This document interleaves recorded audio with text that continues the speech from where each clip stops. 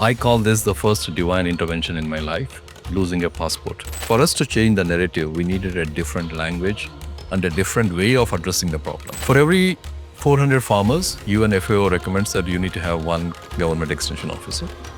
The reality is, on an average in Kenya, is one for every 5,000 farmers. Extreme conditions, I personally believe, are a fertile soil for extreme innovation.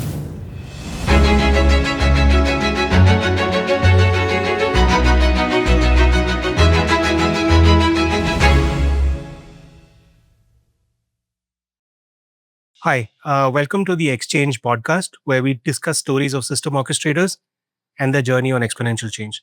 Today, I have with me Lakshmi, who handles FNO at C4EC, Sriram Bharatam, who's the founder of Kuza, and me, Siddharth, who's your host. Sri, hi, welcome to our podcast. Thank you, Sid. Great. If you could just dive into a little bit of your journey as Sriram, not as the founder of Kuza, and let everybody know what your origins are and where you kind of came from. Coming from a very small town in state of Andhra Pradesh, did my schooling, became an engineer, but I was very clear as I was doing my mechanical engineering, I realized that, I'm better with people than with machines. So it was a deliberate choice that the career option that I opted for, then landed in a very good job at HCL Group way back, and had the opportunity of working with Shiv Nadar and his team. And that's where I kind of started understanding how large enterprises work, had an experience of moving around, doing all of that. So that's really where I'm coming from. And yeah. Great. So before I move into the next part of the conversation, I have a small kind of game that I want to play. This is a game that we've kind of played before. This is Pictionary. I'm not sure if you've kind of played that before, but what I'm going to do is give you one check. You're going to draw what the word is. These are words from the work that you do. It's not.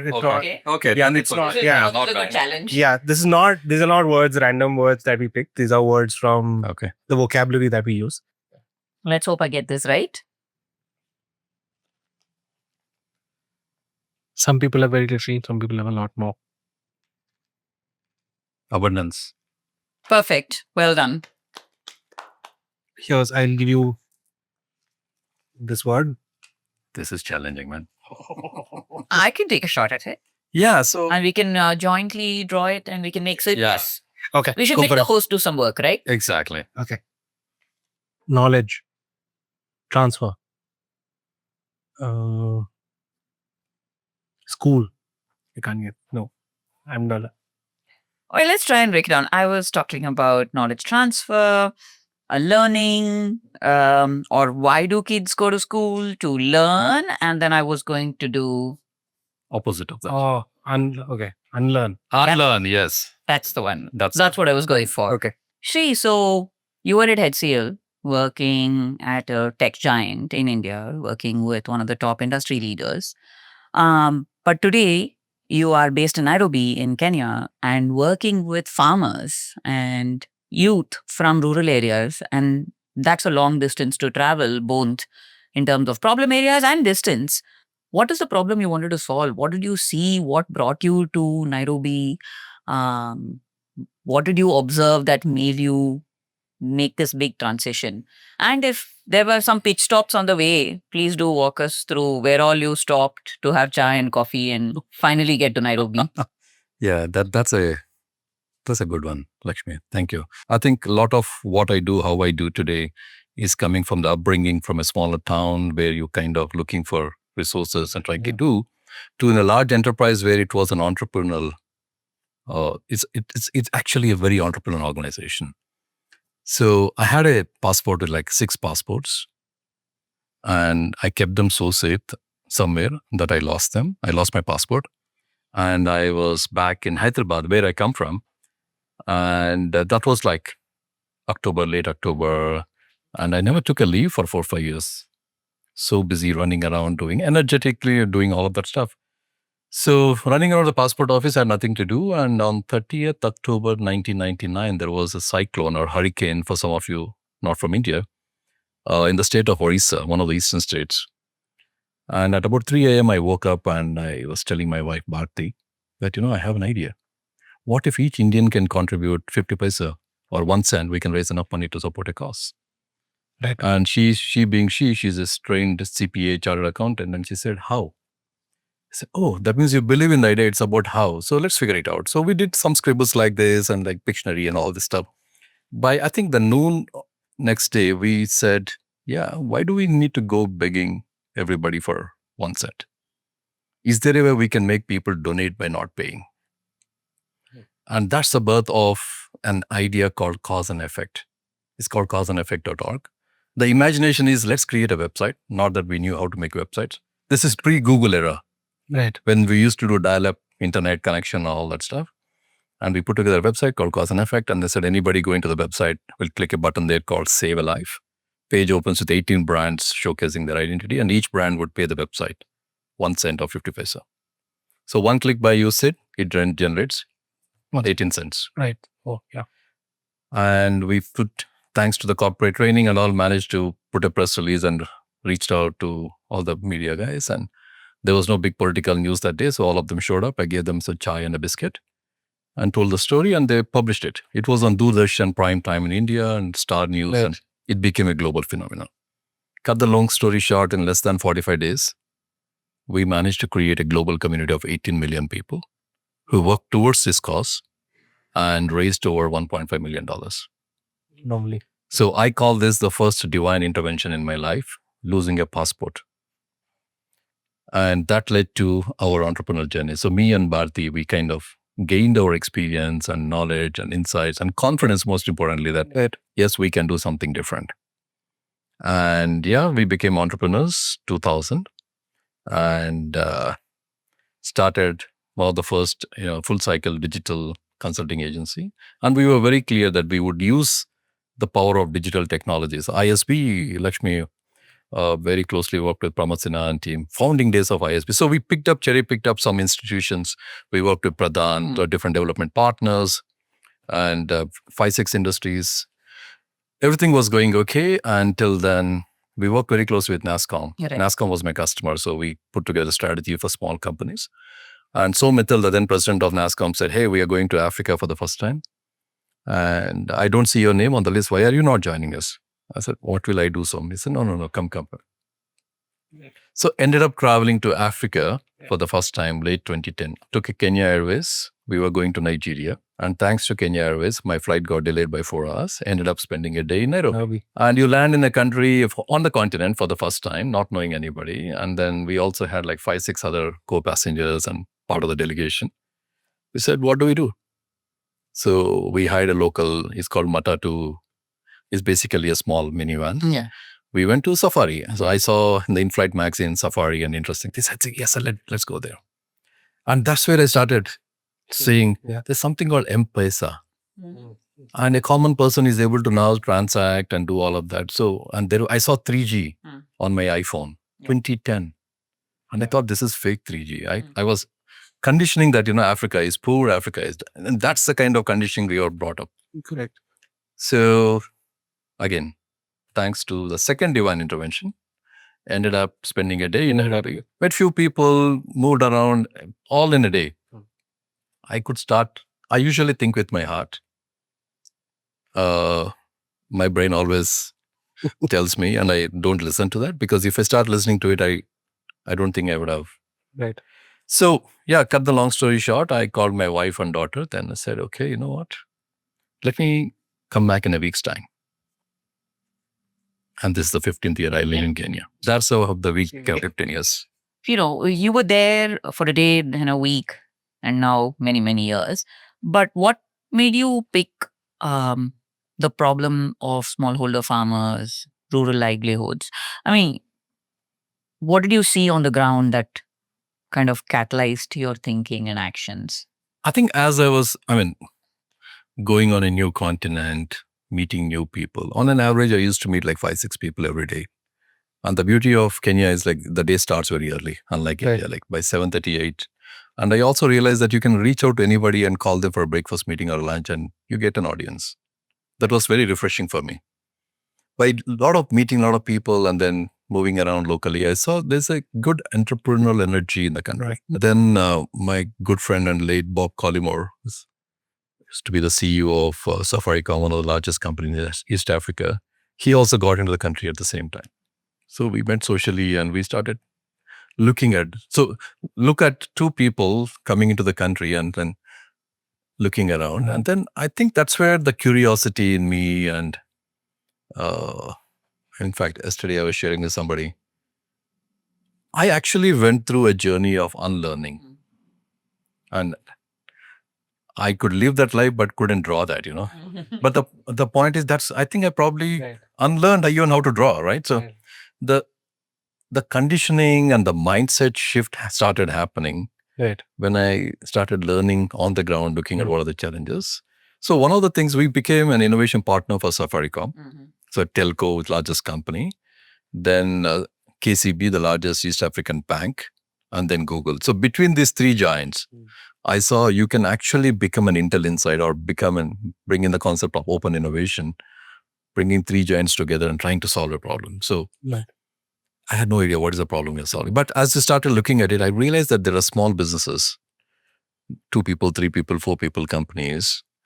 And then I did my little research and I realized that, a country like Thailand with similar kind of a population, the SME sector was not really contributing to the GDP of the country. The fundamental question is, why are they not able to do that? And then I said, is there a way? I heard this word called capacity building for the first time. Right. Then I looked around. Nairobi has the second largest UN base after New York. Right. Yeah, and then we have a lot of international development partners. All of them are doing capacity building, seems to be the common theme in many of the development sector partners. So what is capacity building? So as I was kind of trying to understand this is when we also co-created and put together a public health solution for tuberculosis. Right. Nobody called us, nobody asked us. So we said, is there a way we can start looking at something we can make a difference? And it's called Tibu. Tibu in Swahili means cure.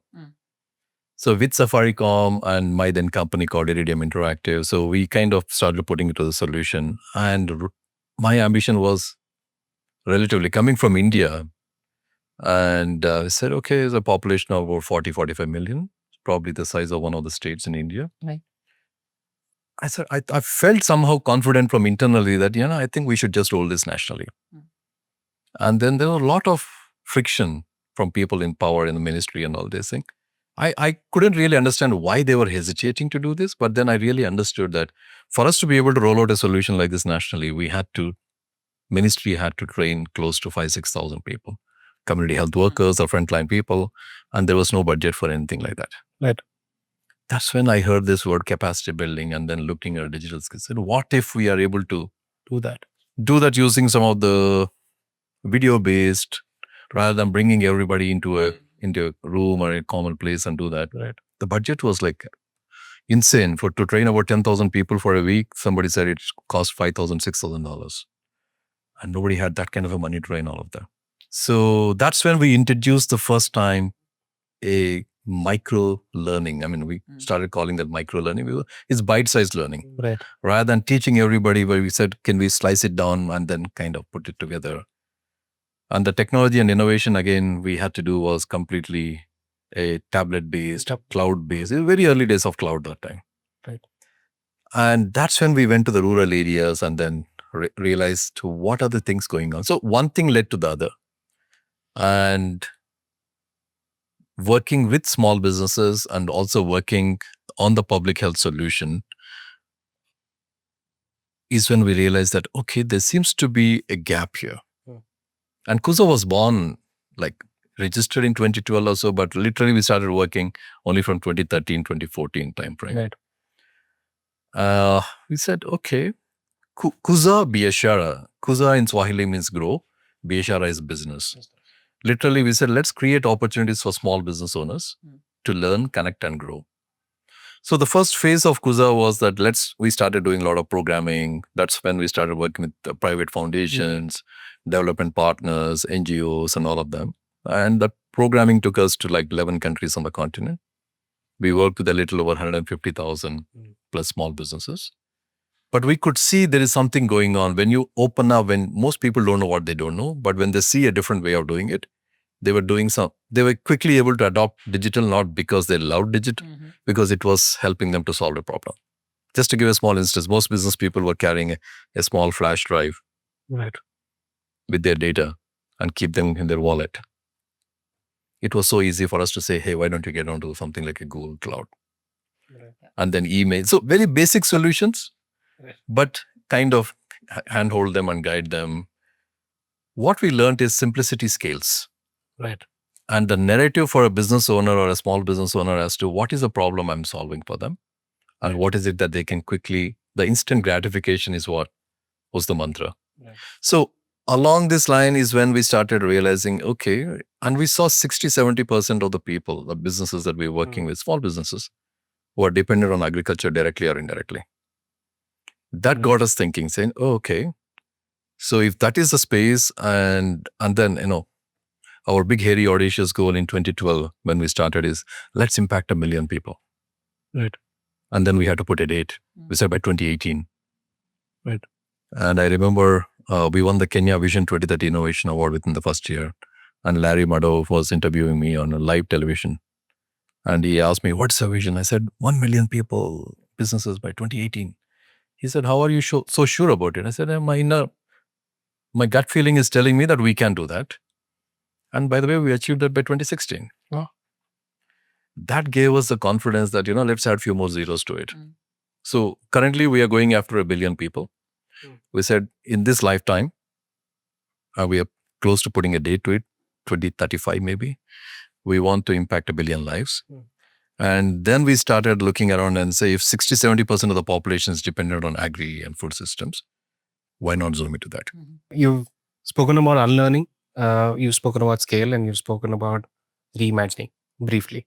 And these are things that, and one thing I think I learned when I was listening to your TED Talk, you speak of unlearning to scale. Yeah. And that's something that's very interesting from both Sri as a leader and Sri as the entrepreneur, because every entrepreneur wants to scale. So when you say unlearning to scale, could you just explain that a little deeply? No, so when we started looking it from the lens of a societal angle, I said, what is the definition of scale? If I'm doing in one geography and if I take it to 100 geographies, is that scale? Is geography a function or is it a multi-sectoral? What it is? Yeah. At least we didn't have that kind of a wisdom to kind of intellectually answer it. But we said, let's reimagine it differently. The first question we asked ourselves is, what is available in abundance in the rural areas? Right. Lots and lots of smallholder farmers, lot of youth, unemployed rural youth to be precise, and there are a lot of community spaces. So we looked at all of this and then said, okay, so usually the tendency is that I need to go to school to learn. And if I really talking about farmers and others, the training and capacity building means if I go to school and learn. So I remember this quote by Alvin Toffler. So the illiterate of the 21st century is not the one who can't read and write, but it's someone who is willing to learn, unlearn, and relearn. Right. That got, somewhere it was working in my subconscious. Right. And I said, what did he really mean? So the basic assumptions that, you have to go to school to learn, he said, is let's unbundle that, right? Right. So why learning has to be happening? Why do I need to go to a place for learning?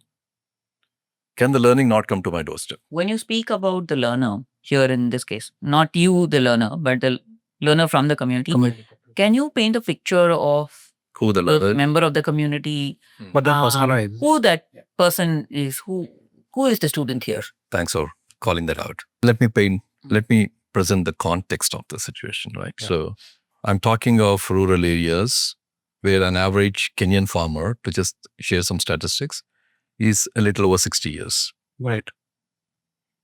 And an average Kenyan is about 18.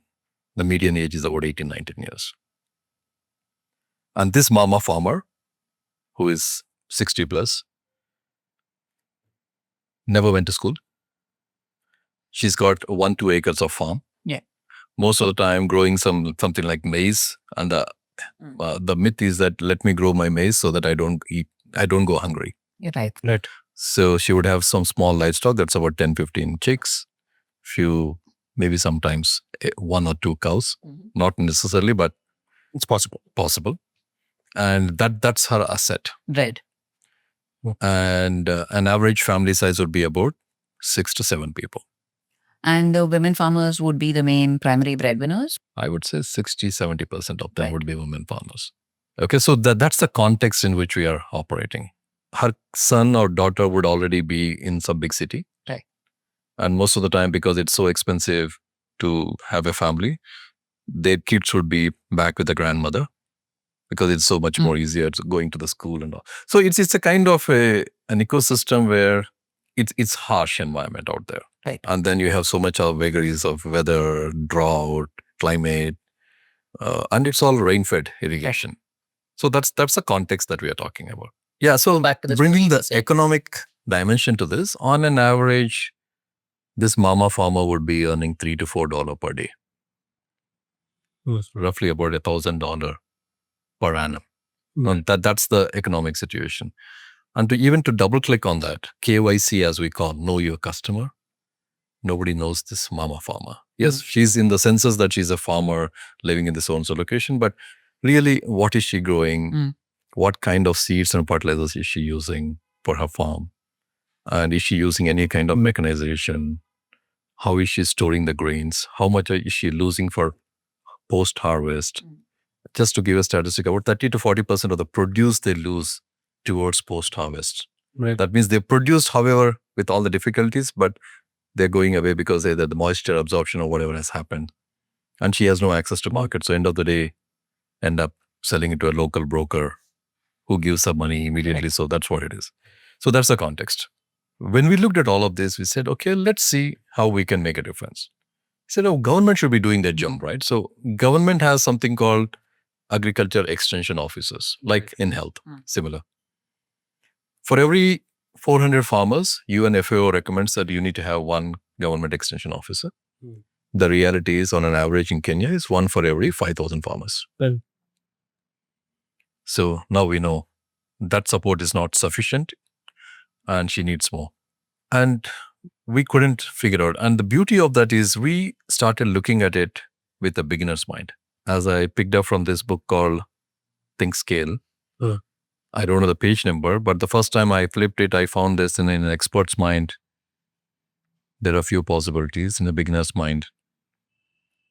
There are many. Yeah. And reflecting, and because I just saw Think Scale, I thought that's kind of a thinking with which we went. And I said, what if we are able to create a new cadre of quasi, like we can't bring doctors or scientists into the rural village, but like a paramedics equivalent, can we get some para-agriculture coordinators, like health, and we have health workers. So we brought the rural youth together and then we started thinking, let's get them ready. Ready to start thinking agribusiness. And that's one of our solutions. We call it Rural Entrepreneur Development Incubators. And as we are experimenting and doing this is when COVID happened.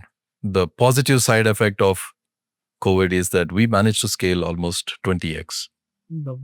Because the way we kind of conceptualize the whole thing is we've broken this entire complex thing into a few basic bite-sized things. Number one is agronomy is science. We said, what would it take for us to demystify science and codify in such a way that a mama farmer would understand in her local language? And this is where taking a digital first approach helped us. We took about 40 different crops and livestock like dairy and poultry and sheep and goats and grains and veg. So some method to the madness, we figured out what are the priority ones and took all the good agronomy practices and created bite-sized video content on each of these agronomy practices. Step number one. But then these farmers don't have smartphones. They can't afford internet. Internet is not available everywhere. Then we had to again go back to drawing board and start thinking, okay, what if we can take internet to them? So we came out with these backpacks where we had these micro projectors, just self-powered. You don't need battery. I mean, it is battery operated, so you don't need electricity, The video content is sitting in a device, and that device is the one that's going in a backpack on the shoulders of this rural youth. So one, demystifying agronomy practices. Second, having a micro distribution mechanism. Right. Third, creating this new cadre, which we now call them agripreneurs, agriculture entrepreneurs. Those are rural youth. They have to mandatorily be from that village and have to be living there. Right. That's a precondition. Education qualification is something that we really do not give too much importance to that. So for every 20-25 agripreneurs, we will have a Kuza mentor who will provide the emotional, functional, and technical support to them. Because emotional support is something that they need. Correct. They need to really get the confidence. Like going back 2000, between me and Bharti, we became entrepreneurs because there's nobody in our family who's coming from entrepreneurial background or business background. That experience and the exposure of cause and effect, seeing that yes, gave us the confidence that yes, we can do it. Right. So everybody needs that kind of support system. My support system is Bharti, and her support system hopefully is me. Yeah. So We'll ask Bharti on the next podcast. Next easy Bharti, yes. Absolutely. But this, this kind of a mindset of unlearning and relearning, or even the approach of looking at abundance, what is available in plenty, as opposed to looking at what is missing, or, classically when we're faced with social problems, a lot of the scarcity and the lack of facilities really jumps out at us. And that's what many people working the sector tend to think about. Did you always come in with a abundance and let's look for what is available mindset, or is that something that you trained yourself to do or built the capacity to do? How did this come about? Because it's a very different way of thinking. honestly, I don't know. I wish I have a formula that I can put it, and then, but I think it's also about the upbringing and the way we grew up. And I really, I have deep gratitude to my parents and my grandparents and the community. A lot. I mean, communities where we kind of grew up in a smaller town where we never had the resources that we need. Because I think growing up in India, we have enough challenges, right? So Sure. for everything, you need to have a plan A, B, C, and you have Multiple. I mean, the way I used to think is, okay, if that's not happening, then I always think there are 26 more alphabets. No, if plan B fails, they have 24 more options. That's the kind of mentality, right? So if this is not happening, look at that, look at that, look at that. So I think more and more with the exposure and kind of one of the things that I also built this habit, I don't know, about 15 years ago, is the habit of journaling. Yeah, so we heard a lot of friends within the C4EC ecosystem saying mindfulness, but my way of coping with this is, by the way, it's a lonely place out there as an entrepreneur. Right. And as a social entrepreneur, it's like hard. You're neither an entrepreneur, so it's like between the hard and what do you call it? Being a rock and a hard place. Yeah, a rock and a hard place, right? So being in these situations, and I always felt like during the COVID time, we had our first UN contract from UN World Food Program. We won a tender and we were to go to like 150 agripreneurs. Everything was set. We started with a pilot with 15 and 10x growth, 15 to 150, going into like 13, 14 counties in Kenya. And then COVID happens. Like, what do we do? We then went back to UN World Food Program and proposed that, what if we have a plan B? Trashed. How about plan C? Crashed. How about plan D? Because our intent is to solve the problem. Right. And again, sitting with the WFP team, we actually put a roadmap saying 2021, we do this, 22, we do this, 23, we do this, 24, we do this. Right. And whatever we designed for 23, 24, we actually had to do this in 2019, 20. Right. Again, to cut the long story short, extreme conditions, I personally believe, are a fertile soil for extreme innovation. And that mindset of, we have resources are in abundance. Correct. It's just that it requires a different pair of eyes to look at it in a different mindset. I'm so sorry, Sid. I wish I know this formula that I can replicate and gift it to everybody, but I think it's a combination of very many factors. But at least we are trying to codify most of it. That's what we drive. By the way, the program we do with these young entrepreneurs, we call it the Kuza Leadership Academy. Right. And what I realized is leadership is not taught. Correct. I'm yet to find a school which is teaching leadership. Like, And leadership, in my view, is an attitude. It's kind of I think it's a bunch of soft skills and other skills that you kind of combine to build a leader, but there's no particular, like you said, there's no code for it. So it's very hard. It's a Bottle it and sell it. Yeah, you can't bottle it and sell it. It's very hard to kind of make a course out of it and say, okay, this Yeah. kind of leader you need to be. Speaking of, we were speaking to Aniket very recently from Hagdasha. The two parallels that I see, and you spoke of COVID, not that I want to remember that time, but he also mentioned that Hagdarshak also grew during COVID. And I from what you say, he also grew 20x. Why do you think that is? For the last 20 plus years, 25 years to be precise, most people that I spoke to never understood what I said. Right? They said you speak at a meta level. I think that was a time when I received few hundred calls from people I met 15 years ago, 18 years ago, 10 years ago, calling, say, remember we spoke, we met so-and-so, we spoke about it, something digital you were saying, can we do something? I think people also had time to slow down, reflect, accept that now this is the new normal. Right. Now the only other option left is digital. So the belief system that yes, this is the way forward, and having the courage to stand and be bold enough to stick to that path. You know, there are so many distractions every day. Correct. Yeah, sticking to the path and believing that that is the true path.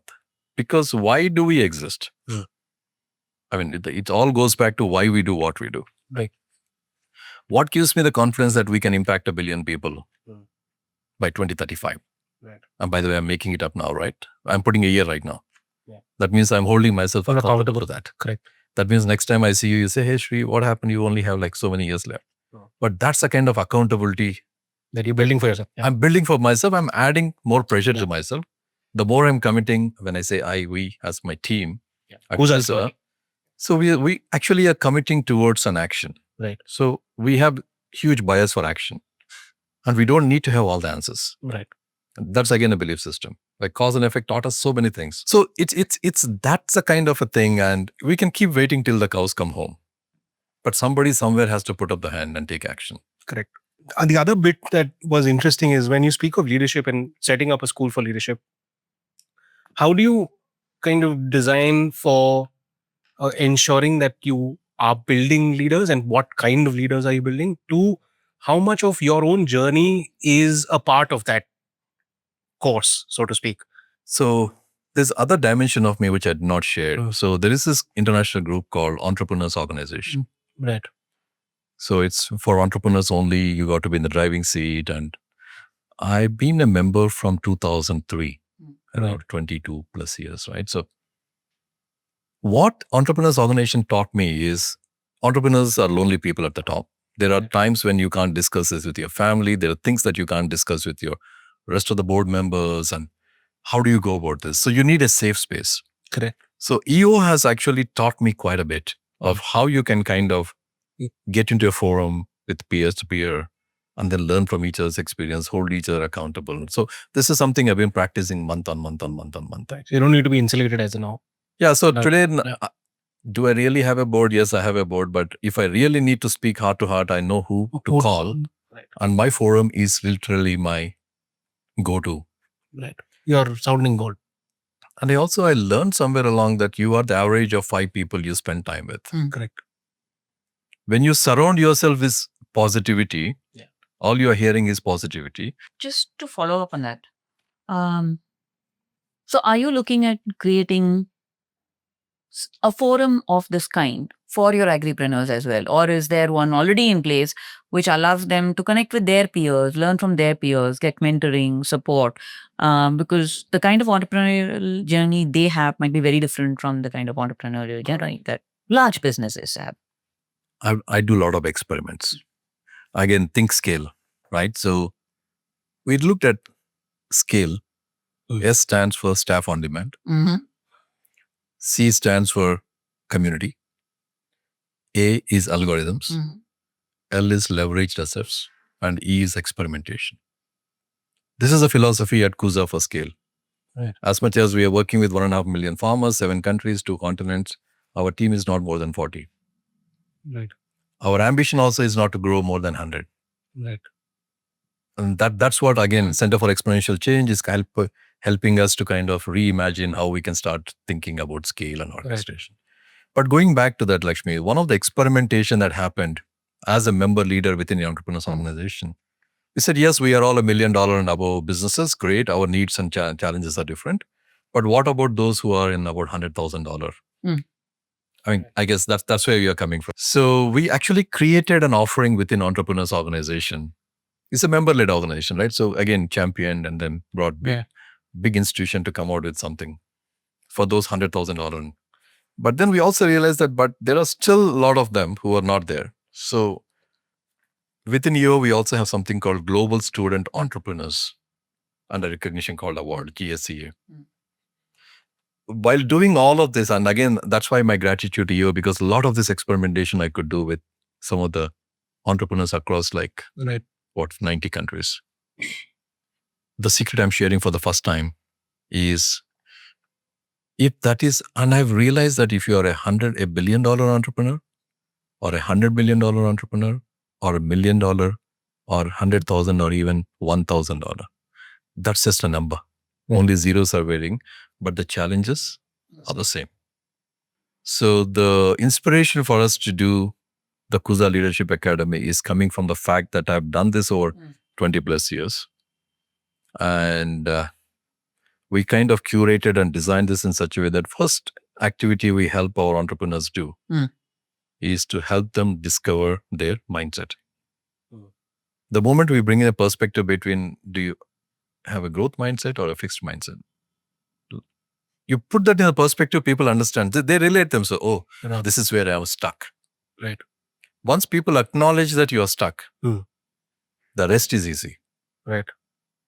Yeah. So then again, we help them set up a goal. So based on our data, working with hundreds and thousands of them, we realized that if you have a goal and the goal is in your head, I would love to lose weight this year. Most people said that kind of a New Year resolution. There's a 1% chance you achieve it. Correct. But the same goal, if you just write it down as basic structure, there's a 26% chance you achieve that. But if you're clever like Lakshmi and you have an accountability partner, there's a 76% chance you achieve that. Congratulations, Lakshmi, you achieved 100% of that. But that's it. Right? So when we kind of set up these networks at a grassroots level, what we always do is to see who can be your accountability partner. Yeah. Such that you kind of now create that bonds. Yeah. And the challenge that we see in most of the countries is people don't trust each other. So then we had to come out with tools. So we do something called CETA. This is something that one of my co-founders in one of the non-profit boards that I sit, he's the one who taught us this. It's called help. This tool helps you to discover your strengths, interests, talents, and aspirations. CETA. SITA. So as this, we make entrepreneurs discover themselves. It's more like one of the diagnostic tool. And once you do that, we say, hey, you are a great community builder, but you are a great orchestrator. I'm a great marketer and someone is a great finance. So we start bringing people based on, so we needed some frame by which we kind of help people to start trusting each other. Rest of it is our mentors will kind of hold them together and then guide them. So it's kind of evolving that way. Amazing. Sid, I want to push this conversation a little bit further from entrepreneurship because I think there's a stage that one moves to beyond being just an entrepreneur. And it's not easy being one. So just an entrepreneur is not to discount all the hard work that goes into being a successful entrepreneur. But I think we look at you as a system orchestrator. What does it take to go from being an entrepreneur who's thinking about their business or social enterprise, growing that, making it a successful one, maybe, I don't know, delivering impact directly, saying that you're able to directly impact the lives of so many people, or as a business venture saying, you've been able to raise money or valuation or revenues, whatever those metrics, but they're all linked to one organization. But as a system orchestrator, you're shifting the focus from your organization to the problem. And that essentially means you need to bring a lot more people to the table and create a shared vision. Right. And these could be very different types of actors in the ecosystem. It could be government partners, it could be corporate partners, it could be community based organizations, it could be the media, it could be many different types of people. Can you talk to us about how you are now a system orchestrator and what are some of the challenges that you face as a system orchestrator? So one thing Africa taught me is there's an African proverb which says, if you want to go fast, go alone. And if you want to go far, go together. Right. Yeah. So on our journey within Kuza, we realized this very early on that we are taking a mission which is, maybe there's a new series called Mission Impossible. That's what it is, right? Because the current ecosystem, the way the setup is, the societal structure is not moving the needle. Yeah, COVID taught us few things, but we all came back to our comfort zone and we are doing this. So 2019 is when we realized and then said, let's change the gears. Now we seem to have some product market fitment. We seem to be solving some problem somewhere. We see some evidence of early outputs coming in and outcomes in few places. But then said, this is something that kind of going in our head. So how did we go about doing it? So we brought Kuza as an initiative from Africa to India. And we started experimenting this in the Indian context. So we worked with Syngenta Foundation for Sustainable Agriculture, Tata Trust, Transform Rural India Foundation, Pradhan, some of these anchor institutions who are already doing some. Right. And then we introduced this concept and we started seeing that, this is all happening. And then we said, okay, so let's go deeper. For us to go deeper beyond, so for Kuza, there are 3 core pillars: learn, connect, and grow. So learning part of it, I think we were more or less there and we can only fine tune and bring more dimensions there. The connect. Who are we connecting to who? So for us, our hero is our agripreneur. This young woman or person on the ground is connecting to farmers and connecting to markets. So when we started looking at that from a landscape, we saw this entire landscape has a lot of input companies like seeds, fertilizers, and more importantly, government, custodian for policy and all of that. Then we have a lot of development partners at international NGOs, UN kind of organizations, multilaterals, and then community-based organizations. Right. Then you have the entire private sector as an industry for multiple functions, the market, credit, and all of that. So we kind of put our imagination together and said, what if we are able to bring the ecosystem together? Again, naivety. Beginner's mind, right? So yeah, nothing is stopping for us. There's no tax to do imagination, right? So we were like, okay, let's do, you go to the whiteboard and then start doing it. And we put together the way we kind of presented. I said, okay, there's an agripreneur can play this role, this role, this role. And then I need to admit we failed successfully. You bring all the actors together, they come, they say a lot of things, and then they all go back into their comfort zone, nothing happens. So with the relationship we had with the World Bank in India, working in Jivika and Bihar and Umaid in Maharashtra and other rural livelihood missions, we went to the World Bank and then started socializing. Dr. Parmeshwar from the World Bank is one of our mentors and kind of who guided us through this journey too. He said, what would it take for us to bring this ecosystem together? And then quite some experiments we have done. So with the World Bank, there's World Bank in Kenya launched an initiative called 1 Million Farmer Platform. It also happened like this over a coffee we were discussing and they said, let's create this. And all the AgTechs were brought together as disruptive agriculture technology. Why I'm highlighting this is for us to change the narrative, we needed a different language and a different way of addressing the problem. I can't directly go and say, I have a solution. No, we don't have a solution. We have to co-create. Right. So the co-creation journey started happening thanks to World Bank as an anchor partner who believed this and then said, okay, we have some small resources we'll put there. But then we had to bring the entire local governments on board. So that's how now we started looking at all of this. So as this was happening, then the bank team saying that, are you in the advisory Are you in the inputs? Are you in the data? Are you in the markets? If you are one of these architects, please come participate. That was the campaign. Right. But we realized, as much as we were co-creating and contributing, we realized we don't do like this. We are horizontal. And Agripreneur is the one who kind of anchors.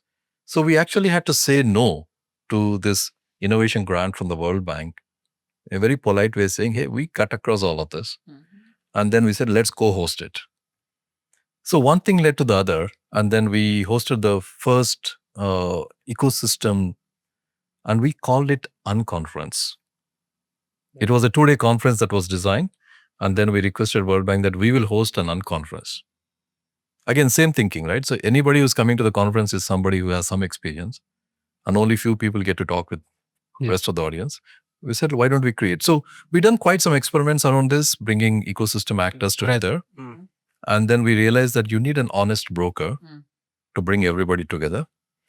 And my key learning there said is that we had to let go our logo and ego. Yeah. Okay. To be able to play that role, because a lot of times people see a logo and then say, but you have your own selfish interest. And it's very hard for people to appreciate and accept that you are doing without selfish interest, right? Yeah. Every time I go into a meeting, they say, but what is in it for you? No, we are doing this. So it's hard until when they see things. So yeah, so I would say ours is an overnight success that took 20 years. So I mean, those are bits that I always find interesting, as how you, as an entrepreneur, push yourself to be able to kind of look at shifting your own mindset. Like what Lakshmi was pointing out, we at C4EC essentially look at everybody who's an actor within the network as system orchestrators. And when we look at that, we want to see how your mindset shifts to look at the problem vis-a-vis looking at the organization. So you also have to look at the organization and look at the problem. So you have to keep shifting your perception of where you're at based on how you want to kind of deal with it, right? So that's interesting. I mean, I just find that to be absolutely mind-boggling myself. But I want to understand from you, how are you able to do that? Plus, kind of galvanize your own team to be able to look at and shift perspectives whenever you need to be able to Kuza looking at the problem versus Kuza looking at itself and saying, how are we doing versus what the problem is doing? Okay, so I need to give credit to my team. At least my entire leadership team, we've been together for 23 years now. Wow. Our CTO, Chief Design Officer, my co-founder. We all believe that we are here. The reason why we exist is to solve this kind of problem. So we kept the problem at the core, and then acknowledge that we can only do so much. Right. I think that's the first biggest win. One is getting the buy-in of my own leadership team. Then all of us putting our energies together, we are not afraid of failing. And by the way, I mean, as much as you see some numbers as so-called our contribution, but that's only 2% of our success. We failed 98 attempts out of 100. Right. Yeah, but that's what it takes for you to be resilient and try and fail and iteratively build it so till you get there. But I believe once you have that internal buy-in, you can fight any battle. Right. And now we started looking at it's not just us. It's not about I, me, myself. When I say I, me, myself, it's not just Kuza's thing, right? There are lots of point solutions that exist. Billions of dollars have been raised by architects. They all have some amazing innovative technologies. But what they don't have is access to customers. Right. So as we started doing this reimagination of ecosystem is when we realized that, okay, what if we are able to bring them together and get them access? So it has to be a win-win-win proposition. Right. Yeah, for everybody. Only then the incentives would be aligned.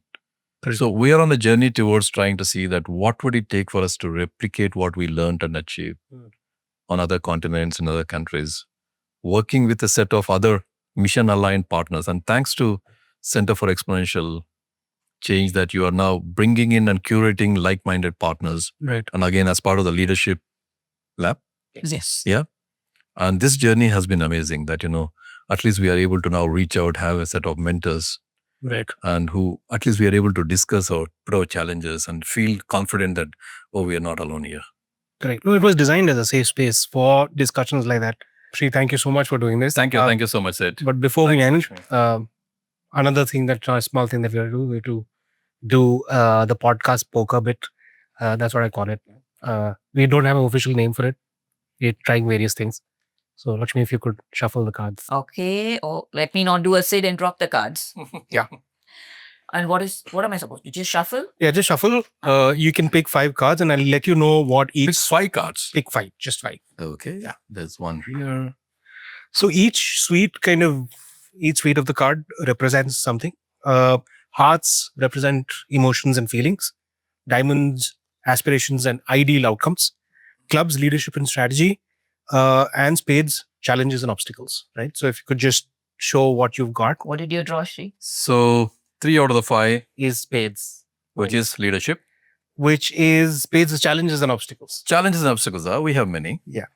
Then I have one which is A diamond. Diamonds. Which is aspirations and ideal outcomes. Which is already. And 7 is leadership and strategy, which is interesting because I think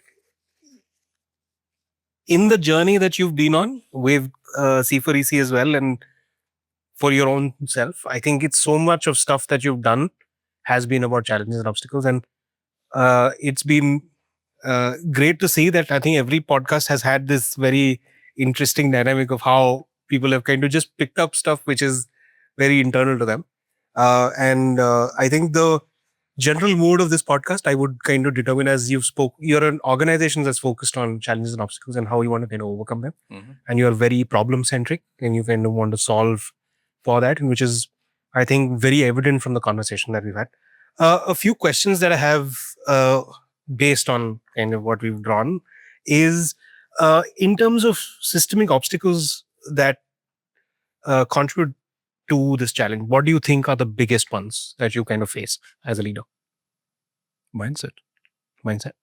People holding to their position on their chairs, Right. and not taking bold decisions at every stage. Right. So everybody needs an assurance. Everybody wants to play safe. But that's where I think this is leadership. That's leadership. I think the power of one leader. Yeah. You can see there are 3 obstacles. Correct. Mm-hmm. So there are more. There are more. There are more cards there. Yeah. But I picked, there's a reason why this came to me. Yeah. Because this is the power of one. One. True. If one Shri and one organization can do so much, collectively between all of those, I think that's the power of collective. Any final reflections? No, I was going to just add that probably another important skill along with perseverance and commitment is probably agility.